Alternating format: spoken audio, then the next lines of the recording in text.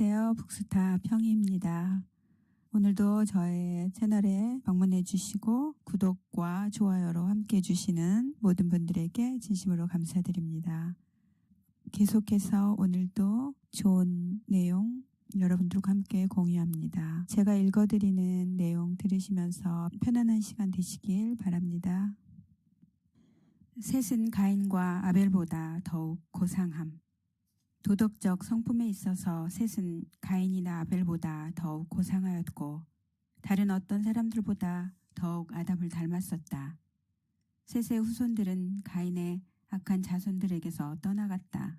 그들은 불경한 가인의 자손들이 하나님과 그의 거룩한 계명을 경외하지 않았을 때 그들은 하나님의 뜻이 무엇인지를 잘 알고 있었다. 에녹은 오직 믿음으로 하나님을 봄. 에녹은 하나님을 보았는가? 오직 믿음으로만 보았다. 그는 주께서 거기 계신다는 것을 알았으며 진리의 원칙 위에 굳게 서 있었다. 우리가 이렇게 할 때 우리의 얼굴은 그의 임재의 광채로 환하게 될 것이며 우리가 서로 만날 때마다 그분의 능력에 관해서 말하게 될 것이다. 하나님을 찬양할지어다. 그는 선하시며 그의 말씀 또한 선하시도다. 변함없는 동반자 그리스도. 우리도 에녹처럼 그리스도를 변함없이 동반자로 모실 수 있다. 에녹은 하나님과 동행하였다. 에녹은 하나님과 동행하였고 유혹자의 공격을 받을 때는 그것에 관해서 하나님과 이야기할 수가 있었다. 그는 우리와 같이 기록되었을 때라고 말한 성경은 갖고 있지 않았지만 하늘의 동반자를 잘 알고 있었다. 그는 하나님을 그의 상담자로 모셨고 예수께 아주 가까이 결속되어 있었으며 그래서 죽음을 보지 않고 옮기웠다. 마지막 때에 옮기워질 사람들 역시 땅에서 하나님과 긴밀한 교통을 한 사람들이 될 것이다. 그들의 생명이 그리스도와 함께 하나님 안에 감추어진 사람들은 생활의 모든 습관에서 그분을 나타낼 것이다. 이기심은 그 뿌리부터 잘라져 나갈 것이다.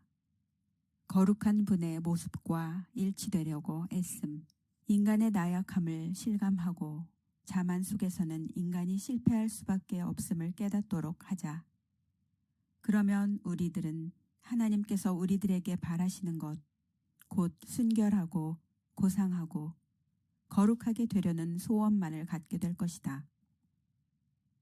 우리는 그리스도의 의에 줄이고 목마르게 될 것이다. 하나님같이 되는 것만이 영혼의 유일한 소원이 될 것이다. 이것이야말로 에녹의 마음에 가득했던 소원이었다. 그는 하나님과 동행하였으며 하나님의 품성을 연구하였다. 그는 문제들을 해결할 수 있는 충분한 자격을 갖춘 것으로 생각하지 않았기 때문에 자신의 길을 계획하지도 않았고 자신의 뜻을 세우려고도 하지 않았다. 그는 거룩하신 분의 형상과 같이 되려고 힘써 노력하였다. 에녹이 하나님과 동행한 방법.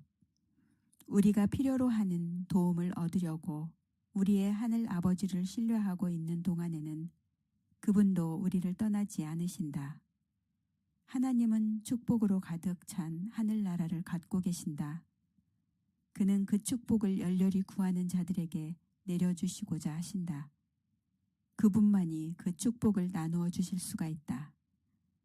에녹이 하나님과 동행한 것은 예수 그리스도를 믿음으로 바라보고 그에게 구하고 허락하신 모든 말씀들이 실제로 이루어질 것을 믿는 가운데서 한 것이다. 그는 계속해서 하나님의 곁에 아주 가까이 있었으며 그의 모든 말씀을 계속 순종하였다. 그의 생활은 하나 되는 생활의 훌륭한 본보기였다. 그리스도는 그의 동반자였으며 그는 하나님과 절친한 우정을 나누며 살았다. 순결한 환경 가운데 있었던 그의 거처. 에녹은 그의 거처를 악한 사람들과 함께하지 않았다.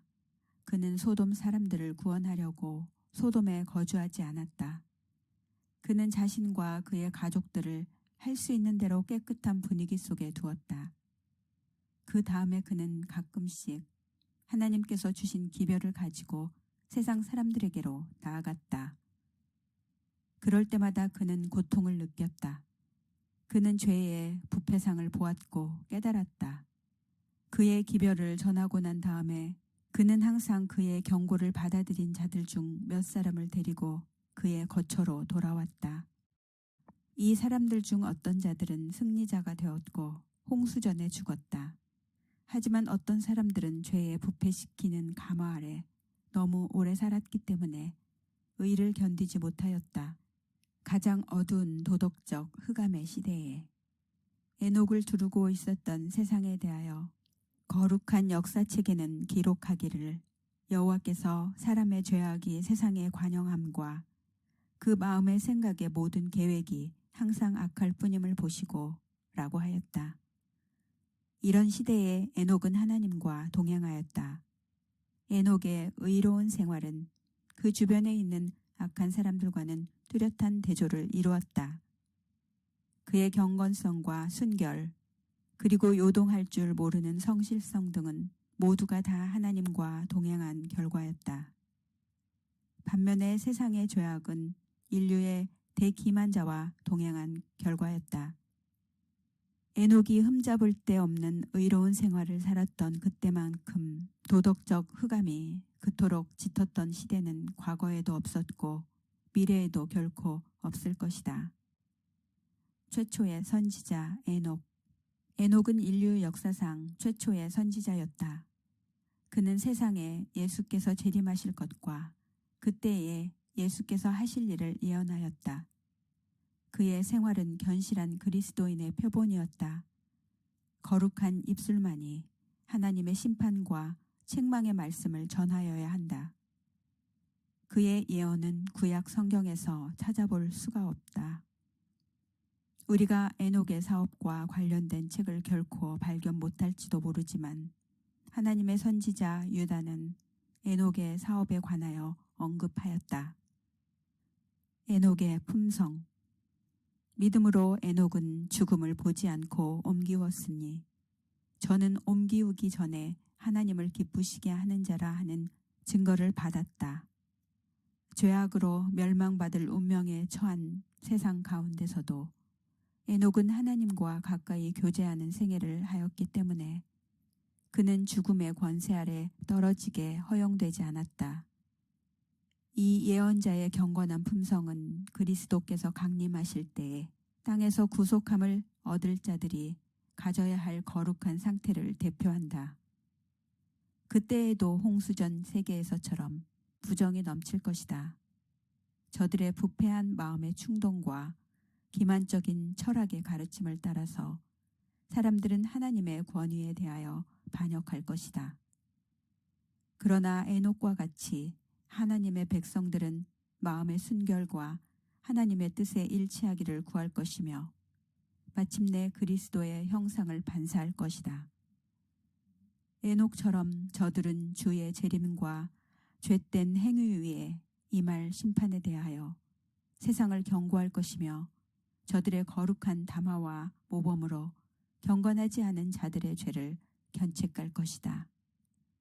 물로 세상이 멸망당하기 전에 에녹이 하늘로 승천한 것처럼 산 의인들도 불로 세상이 멸망하기 전에 하늘로 승천할 것이다. 하나님을 떠나 가인의 본을 따름. 만약 사람들이 하나님과 협력하였더라면 결코 가인 같은 경배자들은 없었을 것이다. 사람들은 순종한 아벨의 모본을 따랐을 것이며 하나님의 뜻을 성취하고 하나님의 율법을 순종하며 그 가운데서 구원을 발견했을 것이다. 하나님과 하늘 세계는 거룩한 형상을 갖도록 그들을 도왔을 것이다. 장수하는 사람의 수명은 계속 그대로 유지되었을 것이요. 하나님은 자기의 하신 일을 보고 기뻐하셨을 것이다. 하나님은 무두셀라와 노아와 기타 사람들을 통해 설교하셨음. 하나님께서는 그들에게 120년의 은혜의 기간을 허락하시고 그 기간 동안 그들에게 무두셀라와 노아와 그 외에 많은 다른 종들을 통해서 설교하셨다. 그들이 이 신실한 증인들의 증언에 귀를 기울이고 회개하여 돌아와 충성하였더라면 하나님은 그들을 쓸어버리지 않으셨을 것이다. 에녹은 흔들리지 않는 증언을 가지고 있었음. 대홍수의 파괴 이전에 에녹은 흔들리지 않은 증언을 지니고 있었다. 노아와 무드셀라의 음성. 하나님은 홍수로 세상을 쓸어버리기로 작정하셨지만 자비와 사랑으로 그들에게 120년간의 은혜의 기간을 주셨다.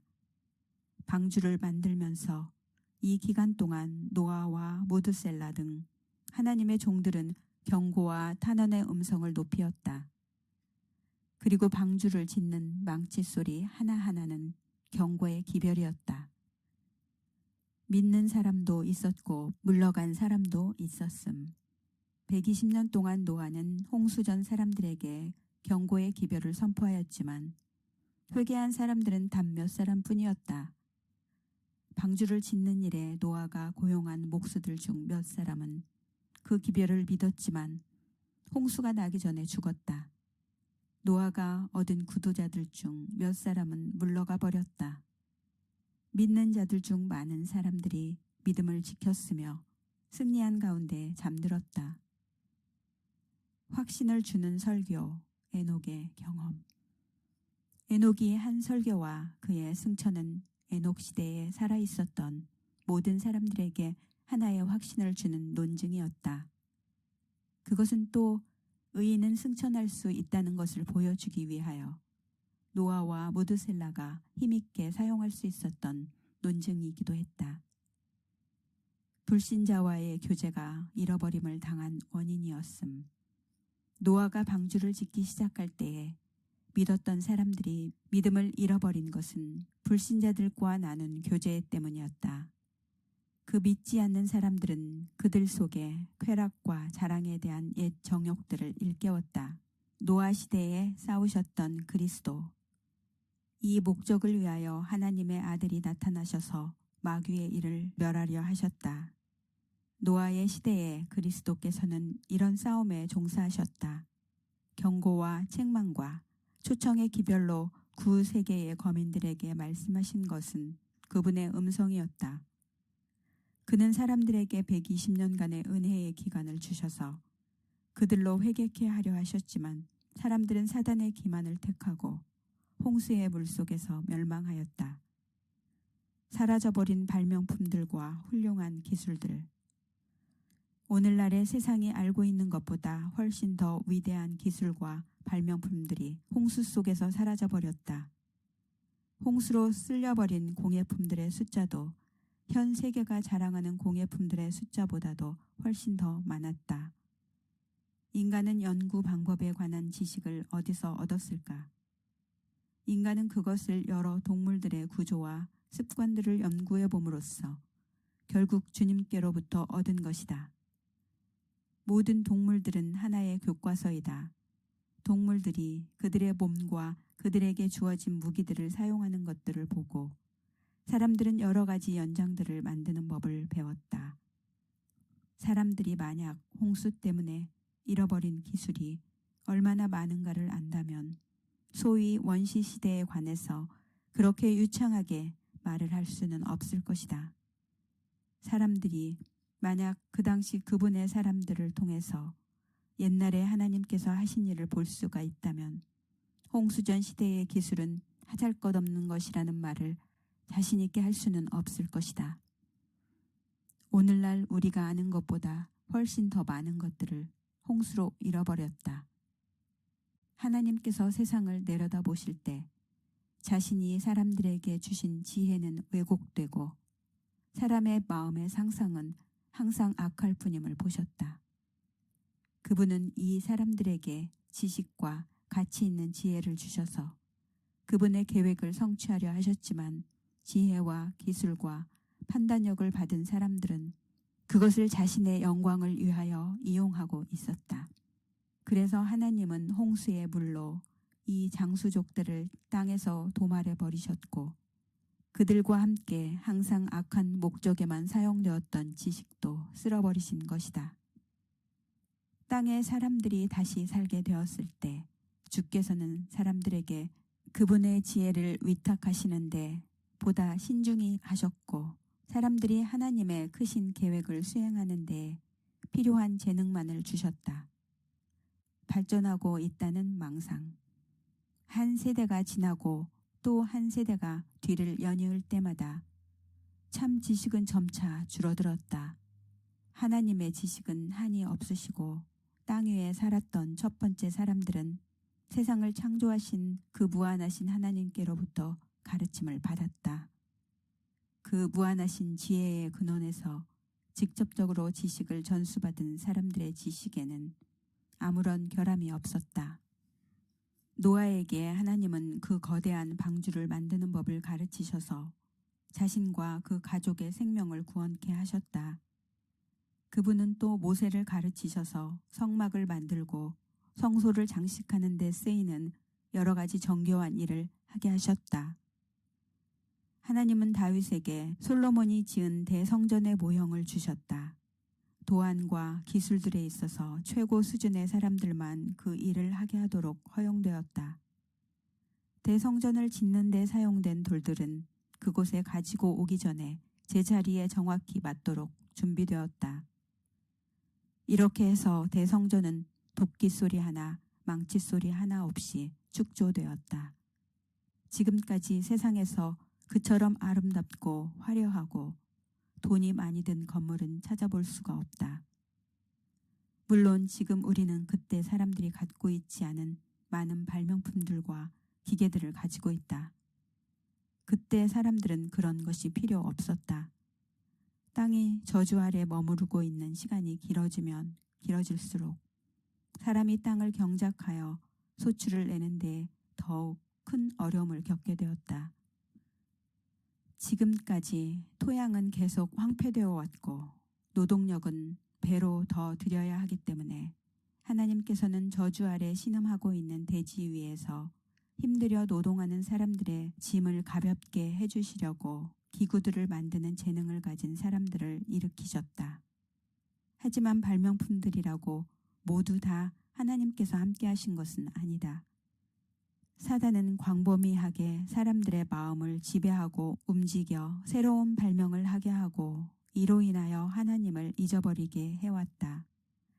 지적 능력은 홍수전 사람들과 현대인들과는 비교할 바가 못 된다.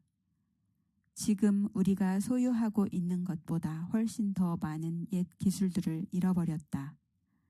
왜냐하면 퇴화되어 가는 이 시대의 사람들이 갖고 있는 솜씨와 기술은 거의 10세기 가까운 세월의 수명을 누렸던 강인한 체력을 가진 사람들이 갖고 있었던 지식과는 비교할 바가 못 되기 때문이다. 홍수전 사람들은 수백 년씩 살았고 100살쯤 되는 사람은 청년에 불과했다. 그토록 장수한 사람들은 건전한 신체에 건전한 지성을 소유하고 있었다. 그들의 육체적, 정신적 힘은 너무나 엄청나서 지금같이 유약한 시대의 사람들이 가진 힘과는 비교할 수 없는 것이었다. 홍수전 사람들은 거의 1000년 가까이 지식을 습득하였다. 그들은 60세가 지나 100세에 가까운 나이가 되어야 비로소 활동을 시작하였다. 지금 사람으로 말하자면 가장 장수하는 사람이라 할지라도 그들의 짧은 삶을 마치고 역사의 무대에서 사라져갈 나이인 것이다. 현 시대야말로 진정한 발전의 시대요. 지식에 있어서 인류는 과거 시대로부터 발전해 내려오고 있다는 망상 속에 기만당한 사람들은 하나님의 진리를 거짓 것으로 바꾸어 놓는 거짓의 아비 마귀의 가마를 받고 있는 것이다. 홍수전 시대의 거인들. 첫째 부활 때에 모든 사람들은 시들지 않을 꽃과 같이 일어날 것이지만 둘째 부활 때에는 모든 사람에게서 저주의 흔적이 보일 것이다. 누구나 다 그들이 무덤에 내려갈 때의 모습으로 나오게 된다. 홍수전 사람들은 지금 사람들보다 키가 2배나 크고 균형이 잘 잡힌 거인 같은 체구를 하고 나온다. 홍수 후에 세대를 거듭하는 동안 체구는 점차로 작아졌다. 비열한 죄악에 이르기까지 타락함. 우리들은 홍수 이전 시대의 역사와 그 평원에 타락한 도시들의 역사를 가지고 있다.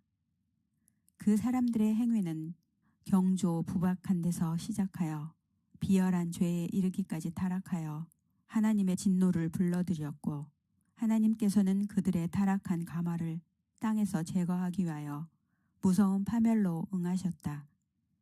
기호와 정욕이 이성을 지배하였고, 자아는 그들의 신이었으며, 지극히 높으신 자를 아는 지식은 타락한 정욕의 이기적 방종으로 거의 사라져버렸다. 합법적인 것을 그릇 사용함. 홍수 전 시대 사람들의 죄는 원래 하나님의 율법과 일치되는 것들을 그릇 사용하는 데 있었다. 그들은 자기들의 이기적 욕망을 만족시키는 데에 하나님께서 주신 선물들을 사용함으로써 그것들을 더럽혔다. 식욕과 비열한 정욕의 방종으로 그들의 상상력은 완전히 썩어버렸다. 홍수전 시대의 사람들은 사단이 이끌고 다니며 조종하는 사단의 노예들이었다. 탈선된 식욕. 노아 시대의 사람들은 탈선된 식욕의 방종으로 인하여 타락되었기 때문에 쓸어버림을 당하였다. 자기 욕망의 경배, 범죄를 조성하는 것임. 그들은 이기적 방종, 곧 먹고 마시고 환락을 찾아 흥청거리는 일을 경배하는 사람들이었다. 만약 그들의 욕망이나 정욕의 방종이 간섭이나 방해를 받으면 그들은 폭력과 범죄를 일삼았다. 노아 시대 사람들의 대다수는 진리를 대적하였고 거짓된 것들에 홀려 있었다. 땅은 강포가 충만하였고 전쟁과 범죄와 살인이 그 시대의 질서였다. 그리스도께서 재림하시기 직전에도 꼭 그러할 것이다. 조롱당한 노아. 홍수로 인한 구세계의 멸망 전에 지식과 기술을 가진 재능 있는 사람들이 있었다. 그러나 그들은 그들의 계획에서, 그들의 회의에서 하나님을 밀어내어 버렸기 때문에 그들의 생각은 부패하여 있었다. 그들은 하나님께서 하라고 말씀하신 적이 결코 없는 일을 하는 데에, 악을 행하는 데에 영리하였다. 주께서는 이 같은 모본이 후에 태어날 사람들에게 매우 해로울 것을 아시고 그 문제를 수습하셨다. 120년 동안 그분은 그의 종 노아를 통해서 경고의 기별을 보내셨다. 그러나 크신 사랑으로 허락된 그 은혜의 기간이 노아를 조롱하는 데에 사용되었다. 그들은 노아를 조롱하고 비판하였다. 그들은 하나님께서 반드시 성취하실 것이라고 노아가 선포한 심판에 대한 그의 열심과 열정을 비웃었다. 그들은 자연을 주관하는 법칙과 과학에 대해서 말하였다. 그 다음 그들은 노아를 광신자라고 부르면서 그의 말씀들을 잊어버리려고 축제를 열었다. 하나님의 인내에도 한계가 있다. 마침내 그분은 노아에게 모든 혈육 있는 자의 끝이 내 앞에 이르렀으니 땅이 그들로 인하여 강포가 충만하도다. 보라, 내가 땅에서 그들을 쓸어버리리라 라고 하셨다. 최후 심판의 수단, 석탄과 석유. 구세계의 거민들을 복되게 하려고 하나님께서 땅에서 나게 하신 그 웅장한 나무들, 그것으로 그들이 우상을 만들고 그 우상들로 자신들을 부패하게 하였던 그 나무들을 하나님께서는 석탄과 석유의 형태로 땅속에 보관하고 계신다. 그리고 그것들을 최후 멸망의 수단으로 사용하실 것이다. 홍수전 시대의 사람들을 멸망시킬 무기 창고의 무기로서 땅의 기품의 샘들을 터뜨리심 같이 1000년 끝에는 땅속에 있는 불들을 명하사 나오게 하실 것이다. 이것들은 최후 멸망의 무기로서 하나님이 예비해 두신 것으로 홍수 후 시대의 사람들은 물론 홍수 전 시대 사람들도 그 불로 죽임을 당할 것이다. 그리스도를 믿음으로 보호하심. 성남 파도와 경량 속에서도 방주를 안전하게 지켜주신 분은 그리스도이셨다. 방주 속에 있는 사람들은 그리스도의 능력이 그들을 안보해 주실 것을 믿었기 때문이다. 씨앗과 식물들이 보존됨. 아름다운 나무들, 꽃이 피는 관목들이 사라져 버렸지만 노아는 씨앗을 모아서 그것들을 방주 속에 간수하여 두었고 몇 종류의 나무들과 관목들은 후시대 사람들을 위하여 하나님께서 기적적인 방법으로 살아있도록 하셨다. 홍수 후에 곧 풀과 나무들이 마치 바위 속에서 자라났다. 하나님의 섭리로 씨앗들은 흩어졌고 바위 틈 사이에 들어갔다. 그리고 거기에서 그것들은 후시대 사람들이 쓰도록 숨겨졌다. 하나님은 사람의 권리를 보호하심. 하나님께서 얼마나 조심스럽게 사람의 권리를 보호하시는지 보라.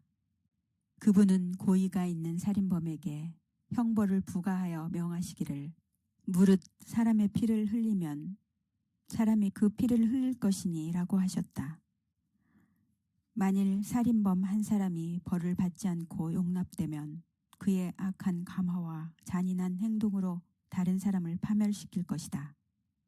이렇게 되면 홍수전 시대의 상황과 아주 비슷한 결과를 초래할 것이다. 하나님께서 마땅히 살인자들에게 벌을 주셔야 한다. 그분은 생명을 주시며 만약 그 생명이 다른 생명에게 위협과 공포가 되면 그 생명을 취하여 가실 것이다. 무지개는 땅을 감싸고 계신 그리스도의 사랑을 보여주는 것. 하나님께서 사람에게 하신 약속의 표요, 보장인 이 무지개를 올려다볼 때 우리는 사람의 눈이 아닌 또 다른 눈들이 이 빛나는 광경을 바라보고 있다는 것을 생각하게 된다. 인간에 대한 하나님의 사랑을 보여주는 이 귀중한 표징을 천사들은 바라보고 즐거워한다. 세상의 구주께서 그것을 보신다. 왜냐하면 사람에게 대한 언약의 표징으로 무지개가 하늘에 나타나도록 한 것은 그분의 은혜였기 때문이다. 하나님 아버지께서 구름 속에 있는 무지개를 보고 계시며 그분과 사람 사이에 맺으신 영원한 언약을 기억하신다.